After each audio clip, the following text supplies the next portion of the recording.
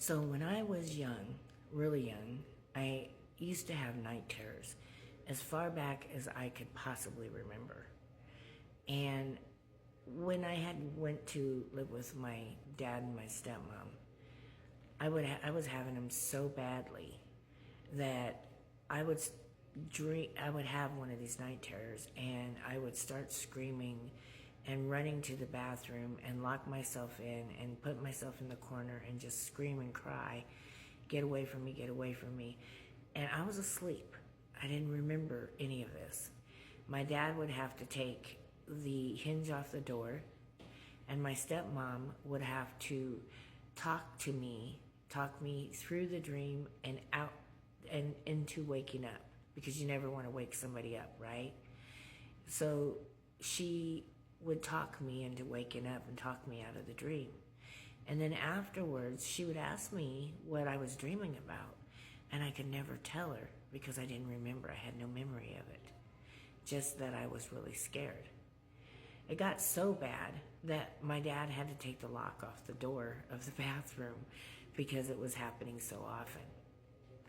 Now, this trickled on into my adulthood, but with less extreme. So I was still having these demonic nightmares, but I was not having them to the point that I was wake up screaming in the bathroom. I would sometimes sleepwalk. I would sometimes talk in my sleep, and most of the time I would just wake up and not be able to go back to sleep because I was so shaken by the dream. And when I became a Christian, God gave me the gift of talking in tongues. So every time this would happen, I would wake up in the middle of the night and this would happen. I would start speaking in tongues until I could go back to sleep again. And when I went back to sleep, I didn't have that issue. But sometimes I still have those issues. I mean, if I don't pray over my sleep, I still have those issues. So I was talking to someone recently who also has those issues and did not know what to do and had been avoiding sleep because she kept having these dreams. So I suggested to her that she did some of the things that I do. Now, these are some of the things that I do. I talk in tongues. You can. She doesn't have that gift. So another thing that I do is before I go to sleep, I pray over my dreams. I pray over my sleep. I pray for good, restful sleep, and I pray and rebuke all demonic, I can talk, dreams, and I replace them with Holy Spirit, the Holy Spirit in my dreams, along with discernment. Now, when you rebuke anything demonic, you always want to replace the space with something of God. So I replace the space with the Holy Spirit and ask for discernment in my dreams. I do that. And then I pray the armor of God over myself. And if you don't know where the armor of God prayer is, it's in the book of Ephesians, and it's 6 through 11. I take that back. It's the book of Ephesians, chapter 6, and it's 11 through 20. And pray that prayer over you. That is your weapons against the demonic. Then I also pray Psalms 91, which is a prayer of protection over my dreams, as well as my family and myself. And I do this every night before I go to sleep. And if I do this, I don't have the nightmares. But if I wake up and then go back to sleep and do not rebuke the demonic dreams and replace them with the Holy Spirit before I go back to sleep, I will have these dreams again. Anywhere the evil one can get in, he's going to try to get in there. So you got to pray it again if you are waking up in the middle of the night. Now, you don't have to pray the armor of God in the Psalms 91 but one time, but you rebuke the demonic dreams, replace them with the Holy Spirit discernment, every time you wake up. so that the demonic has no foothold to get in. I do this every night, and this helps me. And if I do have a nightmare, and I wake up, I pray in tongues. But if you don't pray in tongues, just pray, start talking to God until you go to sleep.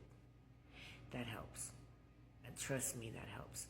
Now, I gave this advice to my friend, and she said it was starting to help her. But you got to kind of believe. You got to believe in God. You got to know that God has your back and He can protect you. Because if you have any doubt, this is not going to work. Now,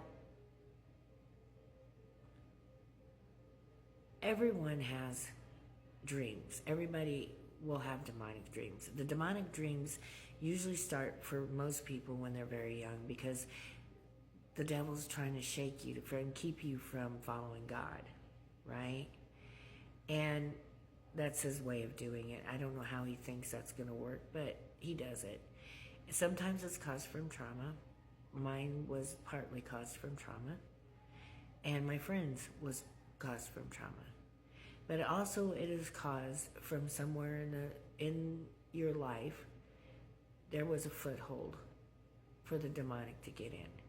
And I don't know exactly. Mine was probably, I don't know. We used to watch a lot of scary movies, and that was probably a good foothold for him to get in. So it's a good idea if you have children not to watch scary movies with them. It's a good idea not to watch scary movies, period. But that's entirely your option. Now, I also sometimes wake up in the middle of the night and cannot go back to sleep. And 3 o'clock is usually about that time. And for most people, I think that if they're going to wake up, they wake up about that time and don't understand why they're awake and why they can't go back to sleep. Well, let me tell you, this is usually a time when God, and it's not always 3 o'clock in the morning, sometimes it's a different time. But this is a time when God will call you to pray. If you cannot go back to sleep, a lot of times it's because you need to pray. Maybe for somebody you know, maybe for somebody you don't know. But it is a good time for you to pray. And if you pray in tongues, pray in tongues. If you do not pray in tongues, then just pray God's will be done. And for protection over whoever it is you're supposed to be praying for. Even if you don't know who it is, just say, I ask for protection over the person I'm praying for. There have been times when I have been called to pray in the middle of the night, not knowing who I was being called to pray for. And the next day found out that it was somebody that I knew, and had I not prayed, things could have went a whole different way. So it might not always be somebody you know. It could be somebody you don't know.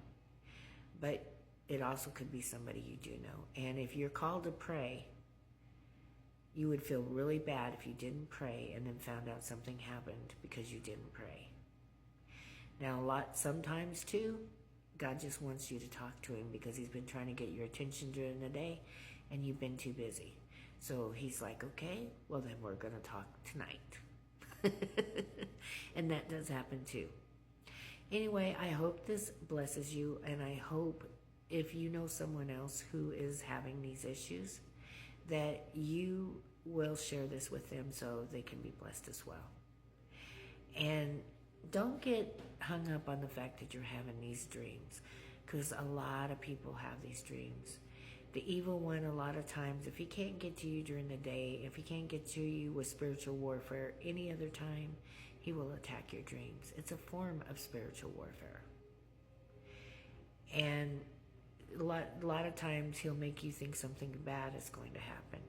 And that is not the case in 99.9% of the time. So if you're feeling like something bad's going to happen and you can't shake the feeling, pray to God and ask Him to take that feeling away from you and to protect you from the evil one.